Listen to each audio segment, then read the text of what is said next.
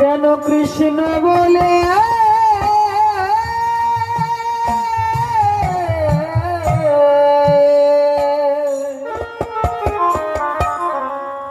কাঁদিতে অসৎ পুত্র পিতামাতার বংশকে নাশ করে, সে কোনোদিন পিতামাতাকে মুক্তি দিতে পারে। এজন্য বলছে বংশে যদি সৎ পুত্র জন্মে একজন, বংশ উদ্ধার হয় তাহারই কারণ। কষ্ট হচ্ছে না তো? কোথায় বলবো না এইভাবে আলোচনা করবে এটার উপরে? হ্যাঁ, তাহলে কি সনাতন ধর্মে পুত্র পিতাকে মুক্তি দিতে পারে? রাজা নিমি তার পুত্র মারা গেল, এইবার আর্য মহর্ষিদের কাছে গেলেন।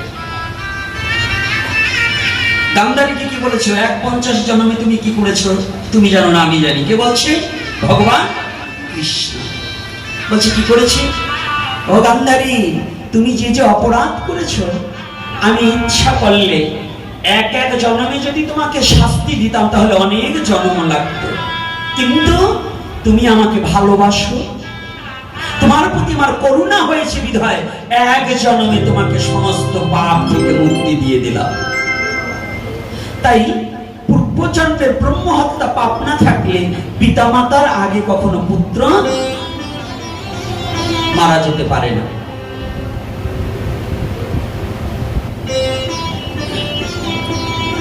রাজা নিমি চিন্তা করলেন, তাহলে আমি কি করব? আমার আগে পুত্র চলে গেল, পৃথিবীতে সবচেয়ে দুঃখের বোঝা না জানি, এই পৃথিবীতে সবচেয়ে বড় দুঃখ হচ্ছে যদি পিতামাতা জীবিত থাকতে পিতার কাঁধে যদি পুত্রের লাশ বয়ে নিয়ে শ্মশানে যেতে হয়, তাহার চেয়ে বোঝার কত বড় বোঝা হতে পারে না। তার চেয়ে যন্ত্রণা আর পৃথিবীতে বড় যন্ত্রণা হতে পারে না।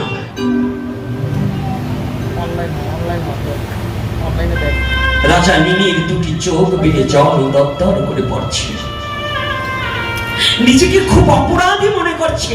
আজ আমি রাজা হয়ে এত বড় অপরাধী যে আমার সাধুমুখে আমার পুত্রটা চলে গেল, অকাল মৃত্যু হলো। এই অকাল মৃত্যুর জন্য আমি কি করতে পারব?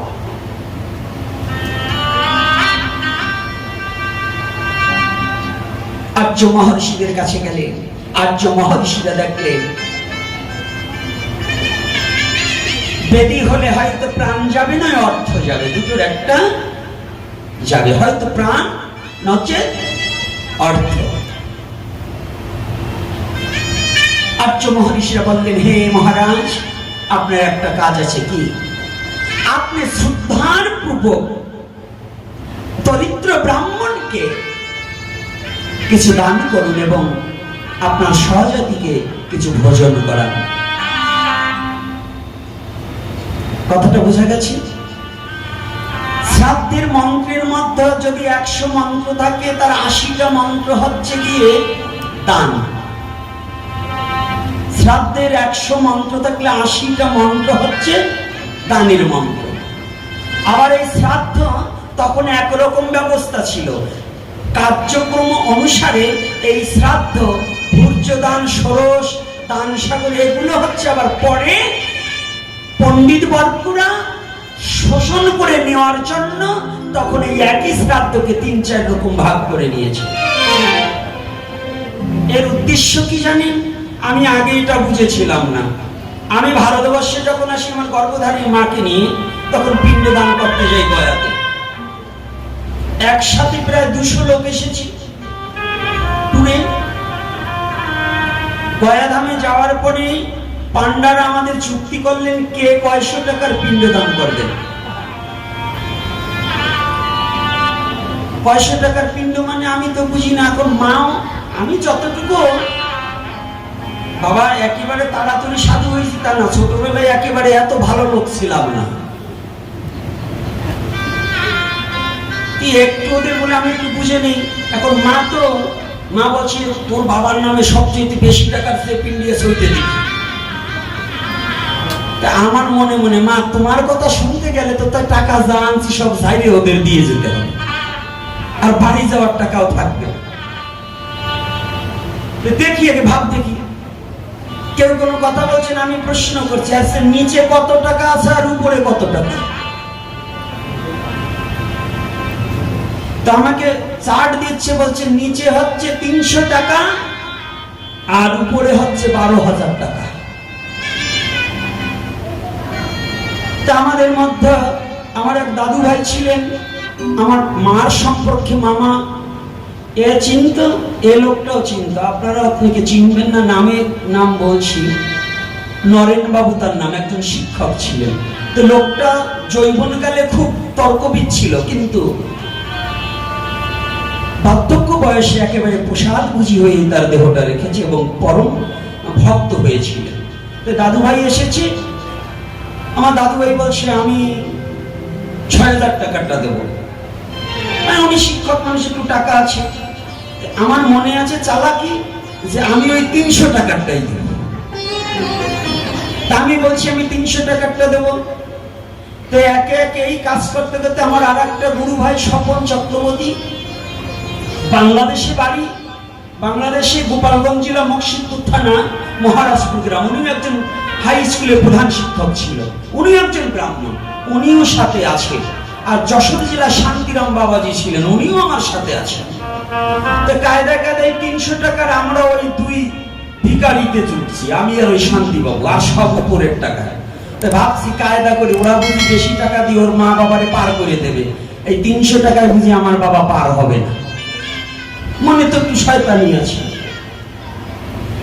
এখন দেখি ওরা চাল কলা যা ছাতু ঠাতু নিয়ে গেছে, পায়রার ছাতু ঠাতু মানে জবের ছাতু, কলা টলা যাই নিয়েছে, ওই এক জায়গাতে ওই 300 টাকার লোক যেখানে বসছে, ওই 12,000 টাকার লোক ওই এক জায়গায় বসছে। তো কায়দা তো ভালো। তা আমি তো জানি পিণ্ড কোথায় কোথায় দান করতে হয়, কথা ধরে চিপাত পদ্মে, বালুতে, আর ওখানে বসে অক্ষয় বটে, কয়েক জায়গায় পিণ্ডদানের কথা আমার লেখা আছে যে এই কয়েক জায়গায়। ওরা করেছে কি, ওখানে সবার এক মন্ত্র একসাথে, যার যার আসন সম্মুখে দিয়ে, এই প্রায় 150-200 লোক গেছি, তার 150 লোকই পিণ্ডদান করছি। বড় বারিন্দার ভিতরে বসিয়ে, ঘাটে গিয়ে ওইখানে বসিয়ে, ওই এক জায়গায় ওই একই মন্ত্র সবার, 12,000-এও যে মন্ত্র, 300 টাকায় সেই মন্ত্র। কায়দাটা বুঝবেন, 12,000-এও যে মন্ত্র, 300 টাকায় সেই মন্ত্র। আরো চুরি করেছে কি, ওই বালুকার পিণ্ড না দিয়ে, অক্ষয় বটে পিণ্ড না দিয়ে, গদাধরের পিণ্ড না দিয়ে, হয়ে গেছে তাই হয়ে গেছে, আপনারা প্রণাম করে যার যার ব্রাহ্মণের ভোজন দক্ষিণা দিয়ে চলে যাবে। যে পান্ডা আমাদের ঠিক করেছে তাকে ফোন করেছি, আপনি আসুন, কি আমাদের শ্রাদ্ধ করিয়ে ছেড়ে দিয়েছে, এই এই কয় জায়গা পিণ্ড আছে, হ্যাঁ আছে। বলে সে তো আমাদের দোয়াই নেই, আমরা 1 টাকাও দেবো না। আবার সবকিছু এনে আবার পুনর্বার মন্ত্রপুত করে আবার গদাধরে পাতপত্রে পিণ্ডি দিয়ে তারপরে তার টাকা, ওই টাকা কিন্তু আমার 300, শ্রাদ্ধ 2 বের করাইছে, টাকা 300, মন্ত্র কিন্তু 2 বের করাইছে। তো এখন বুঝবেন, ওই 12,000-এর যে মন্ত্র, 300 টাকায় সেই মন্ত্র, তাহলে কি আমি টাকা ওদের 12,000 দেবো কেন? 300 টাকায় যদি আমার বাবারে পার করে দেওয়া হয়, 12,000 দেবো কেন? তদ্রূপ আমাদের শ্রাদ্ধের বিধান ষোড়শ দান সাগর। তৎকালীন সময় জমিদার কিংবা যারা ধনাঢ্য ব্যক্তি ছিলেন তাদেরকে গিয়ে বলতেন দান সাগর শ্রাদ্ধ করলে তোমার বাবা অনায়াসে বিনা কৈফিয়তে, কোনো কৈফিয়ত দিতে হবে না, একেবারে সরাসরি স্বর্গে চলে যাবে। জমিদার মনে মনে চিন্তা করত, আমার এই সম্পদ ফাঁকি ঝুঁকির সম্পদ। আগের কালে জমিদাররা তো একটু ফাঁকিবাজি বেশি ছিল, তো ফাঁকি দেওয়া সম্পদ তৈরি করেছি, এই সম্পদের কিছু অংশ ব্রাহ্মণকে দিলে আমার তো কোনো লস নেই, উন্ডা দিতে। আর একেবারে মধ্যবিত্ত যারা, তাদের ষোড়শ দান করাতেন, মানে 16 প্রকারের দান। আর যাদের একেবারে অন্ন জোটে না, ওদের একটু মুক্তি দিতে হবে, ওদের ভর্জি দাম দিয়ে সেরে দিতে হবে। এই শ্রাদ্ধের যে ক্লাসিক্যাল ভিশন, মানে আপার লেভেল, মিডিল আর একেবারে লো, হাই, মিডিল আর লো, এই যে শ্রাদ্ধেরও আবার এই যে ব্যবধান, এইগুলো হচ্ছে একমাত্র মানুষ ঠকাই নেপাল। শ্রাদ্ধ বলতে জিনিস আছে, সেটা হচ্ছে শ্রদ্ধার সহিত যে কর্ম ভগবান বিষ্ণুর মধ্যে অর্পণ করা হয় তাহাকে শ্রাদ্ধ বলে বর্ণনা করা হয়। সেই শ্রদ্ধাটাকে শ্রাদ্ধে রূপান্বিত করে মানুষকে চুষে খাওয়ার একটা বিধান করেছে, তাতেও কোনো দুঃখ নেই। কষ্ট হচ্ছে? কথাটা কি ক্লিয়ার হচ্ছে তো? হ্যাঁ, আচ্ছা, এইবার এই শ্রাদ্ধে লেখা আছে, এই শ্রাদ্ধের পর্ব গেল, নেমিকে বললেন যদি দান করতে পারো তাহলে তোমার পুত্রের আত্মার মুক্তি ঘটবে। তাহলে রাজা নেমি করলেন কি? পুত্রের শ্রাদ্ধ। আর সেটাকে এখন আমাদের রূপ হয়েছে কোথায়? পিতা মাতা সবার জন্য। এটা ভালো কাজ, শ্রাদ্ধ কোনো খারাপ কাজ নয়, কিন্তু কথা হয়েছে কর্মটা খারাপ। আর্য মহর্ষিরা বললেন আমিষ দ্বারা শ্রাদ্ধ কার্য করিতে হইবে।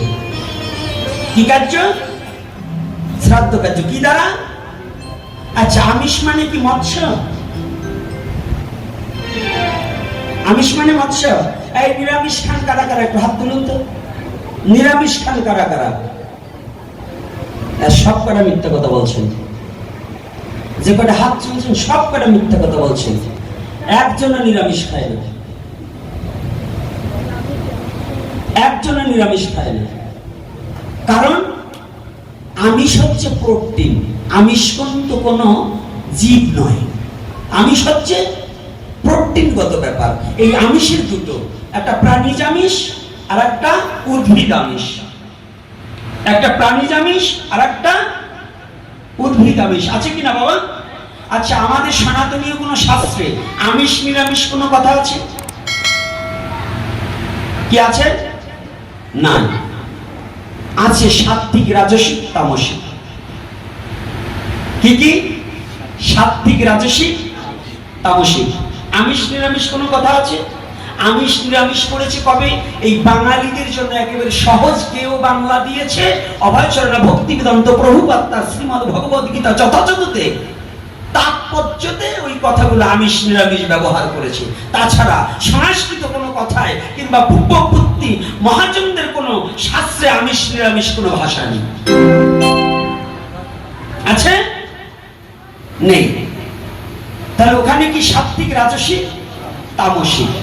আর মহাজন বললেন আমিষ দ্বারা শ্রাদ্ধ কার্য করিবে, বলেনি মাছ দিতে হবে। কিন্তু রাক্ষসের দল যারা ওই আমিষটাকে মাছের মধ্যে ঢুকিয়ে দিয়েছে, তারা আমিষ যে মাছ ছাড়াও হয়, মুগ ডালে আমিষ নেই। আছে কিনা? আমি বলছি না, সায়েন্স প্রমাণ করেছে। কাঁচকলায় আমিষ নেই। আছে কিনা? আলুতে আমিষ প্রোটিন নেই। আছে, ভেবে দেখবেন। আর্য মহর্ষিরা আমাদের বলে দিয়ে কাঁচকলা দ্বারা শ্রাদ্ধ কার্য করবার, এজন্য ভূর্য দানের সময় কাঁচকলা দিতে হয়। দিতে হয় কিনা? ভূর্য দানে কাঁচকলা লাগে কিনা? আস্তে আস্তে কোন কেন? খালি শুধু আমার মা বাবা মরছে, আপনাদের কি মরে না?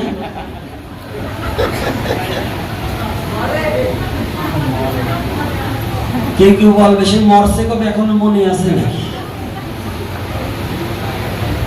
তাইলে এখন কাঁচকলা দ্বারা শ্রাদ্ধ কার্য করিতে হইবে।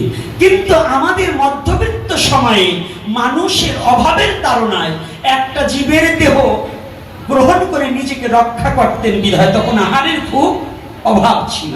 কিন্তু মহাপ্রভু এসে সেটাকে পরিবর্তন করে দিলেন। এখন আর দেশে কোনো অভাব নেই, যার কারণে শ্রীকৃষ্ণ চৈতন্য মহাপ্রভু এই আমিষ দ্বারা শ্রাদ্ধ কার্য এটা কিন্তু বৈধ নয়। কোন আমিষ? মৎস্য দ্বারা। কিন্তু কাঁচকলা, মুগ ডাল এগুলো কিন্তু প্রযোজ্য আছে। আছে কিনা?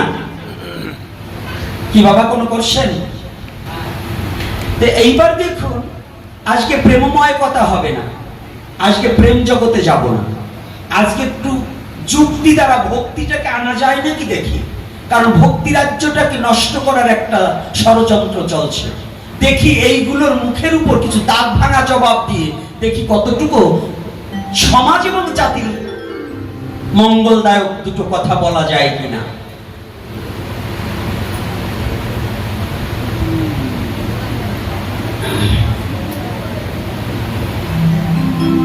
যে কথাটা বলছি, তাহলে আমাদের শ্রাদ্ধে যদি মৎস্য না দেওয়া হয় তাহলে মৎস্য মুক্ততে দিতে হবে, তাই তো? প্রশ্ন এটা ছিল না? হ্যাঁ, দুপুরে যে মায়েরা এবং বাবারা বসেছিলেন, এটাই তো প্রশ্ন ছিল। কি গো মা? তাহলে যদি এটা থাকে, এই যে মৎস্য মুক্ত, এটা কোন শাস্ত্রের আওতাগত, অন্তর্গত, কোন শাস্ত্রের কত নম্বর শ্লোকে আছে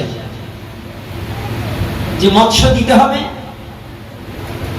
একজন ব্যক্তি এখানে যারা আছেন যদি দাঁড়িয়ে বলতে পারেন অমক শাস্ত্রে লেখা আছে, আমি তার কাছে জানতে চাই, শাস্ত্রটা আমি একটু দেখতে চাই। আমার অনেক ভুল থাকতে পারে, আপনার কাছ থেকে আমি শিখে নেব, আপনি আমার গুরু। আর যদি আপনি না দেখাতে পারেন তাহলে শাস্ত্রে বলেছে শ্রাদ্ধে মাছ মাংস বৈধ নয়, এটাকে পরিত্যাগ করিতে হবে। এটা তো সাধারণ কমন সেন্স। আপনার বাবা মারা যাওয়ার সাথে সাথে স্বর্গীয় লাগিয়ে দিলেন, স্বর্গে কোনো মাছ মাংস চলে নাকি? আরে চলে? তো স্বর্গে যদি মাছ মাংস না থাকে, আপনার বাবাকে স্বর্গীয় দিলেন আর এদিকে পেতের শ্রাদ্ধ করলেন। ও, আপনার বাবারে স্বর্গেও পাঠালেন, আবার পেট লোকেও টেনে আনলেন। এই ফাজলামি গুলো ছেড়ে দিন।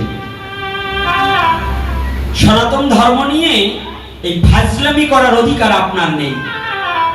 হয়তো ধর্ম ভালো করে জানতে হবে, তারপরে ধর্মকে মানতে হবে, আর সমাজের পরিচালনার দায়িত্ব আপনার নিতে হলে ধর্মীয় দৃষ্টিকোণ থেকে আপনার কিছু জ্ঞান থাকতে হবে। আর যদি ধর্মীয় জ্ঞান না থাকে, আপনি ধর্মটাকে নোংরামির দিকে ঠেলে দিবেন না, এটা আপনার অধিকার নেই। এই মহাপ্রভুর যুগে আপনার মতো পণ্ডিতের এই ফাজলামিতে মহাপ্রভুর ধর্ম চলবে না। এই কলির যুগে মহাপ্রভুর নির্দেশনায় তো নির্দেশিত পথেই ধর্ম চলবে।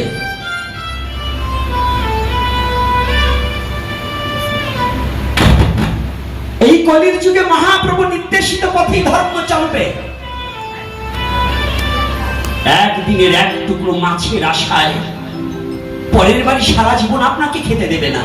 এক টুকরো মাছের জন্য আপনি অধর্মটাকে গ্রহণ করে তার পিতৃপুরুষের অমঙ্গল কামনা করবেন, এরকম সাধু, এরকম ব্রাহ্মণ আপনার হতে হবে না। যদি কোনো ব্রাহ্মণ বলে ও জবন, ও কোনো ব্রাহ্মণ হতে পারে না। যদি কোনো বৈষ্ণব বলে ও জবন, ওর কোনো শিষ্টাচারিতা নেই, ওর কোনো খাদ্যাক্ষেত্রের বিচার নেই।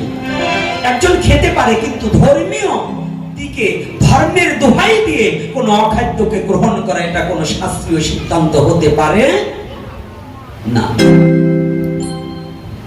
কষ্ট পাচ্ছেন? আচ্ছা, একাদশীর দিনে শ্রাদ্ধ, আমার পণ্ডিত মশাই একটু বলেন, একাদশীর দিনে কি শ্রাদ্ধ আমাদের বৈধ? হ্যাঁ, অন্নদান কি বৈধ? একাদশীর দিনে পঞ্চশস্য গ্রহণ করলে, দান করলে উভয়গুলো নরকে ভূপতিত হতে হবে।